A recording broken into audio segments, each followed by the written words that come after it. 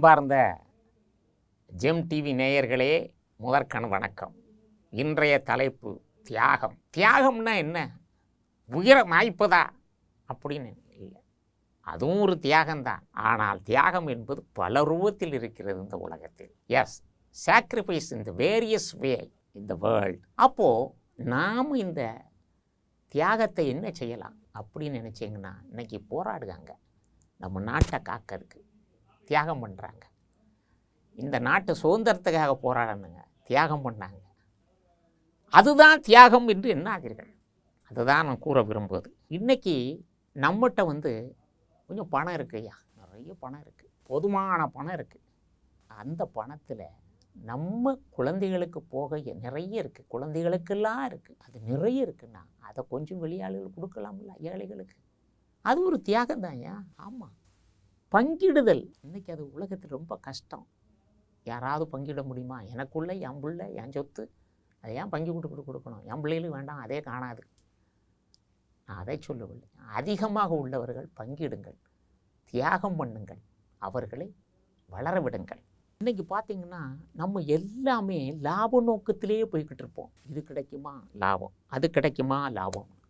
அப்படி அல்ல, எதுலேயுமே நமக்கு ஒரு தியாக மனப்பான்மை இருக்கணும். அப்பந்தான் நமக்கு ஒரு மனிதனாக தோன்றுவோம், காட்சியளிப்போம். யாரிடம் தியாகம் மனப்பான்மை இல்லையோ அவர்கள் இந்த சொசைட்டியில் தனிமையுடன் கஷ்டப்படுவார்கள். நான் நிறைய இடத்துல பார்த்துருக்கேன். தியாக மனப்பான்மை உள்ளவர்கள் என்றாவது வறுமையில் இருந்தாலும், தியாகமடைந்து வறுமையில் இருந்தாலும் வின் பண்ணிடுவாங்க ஐயா. அவன் சந்ததியாவது வின் பண்ணிவிடும், ஏன்னா தியாகம் பண்ணியிருக்கிறான். தியாகம் என்பது சாதாரண விஷயம் இல்லை. எத்தனை தலைவர்கள் தியாகம் பண்ணியிருக்கிறார்கள் இந்த உலகத்தில், அந்த அளவுக்கு இருக்குது. நாமளும் முடிஞ்ச அளவு தியாகம் பண்ண கற்றுக்குங்க. தியாகம்னா உயிரை விடணும்னு இல்லையா. உன்ட 10 ரூபா இருக்கா, 1 ரூபா யாருக்கையாவது கொடு, அது ஒரு தியாகம் தான் ஐயா. 1 லட்சம் இருக்கா, ஒரு 10,000 கொடு, இல்லை ஒரு 1000 கொடு. எல்லாம் எனக்கே, எல்லாம் எனக்கே. இது என்னய்யா? இறைவன் படைத்தது உங்களை இதுக்கு தான், அவனை கொடுக்கான்னு பார்க்கறதுக்கு தான். தியாகம் கொஞ்சமாவது பண்ணுங்க. உயிரை தான் தியாகம், அந்த நாட்டை காக்க இருக்காங்களே அவங்க தான் தியாகம்னு நினைக்காதீங்க. உங்களால் முடிஞ்ச அளவு தியாகத்தை பாருங்கள். ஒரு கதையை சொல்லுங்கள். என்ன ஆச்சுன்னா, ஒரு ஆள் இருந்தார், அவருக்கு 2 பிள்ளைகள், 2 குழந்தைகள், சொத்து நிறைய இருந்துச்சு. அவர் 2 குழந்தைக்கும் சொத்து ஃபுல்லாக எழுதினாரா? எழுதலை.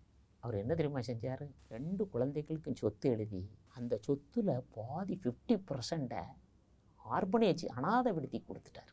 வீட்டுக்காரம்மா என்னங்க இப்படி செஞ்சுட்டேன்னு கேட்டாங்க. இல்லடி, நான் ரொம்ப ஏழ்மையாக இருந்தேன், இன்னைக்கு நான் இவ்வளவு சொத்து சேர்த்துட்டேன், ஆனாலும் என் 2 குழந்தைகளுக்கு கொடுத்துட்டேன், போரும், மீதியை நான் அவங்களுக்கு கொடுக்கறதுக்காக அனாதை விடுதி கொடுத்துட்டேன். இதுதான் என்னது? தியாகம். இத்துடன் முடிக்கின்றேன். மீண்டும் சந்திப்போம். வணக்கம்.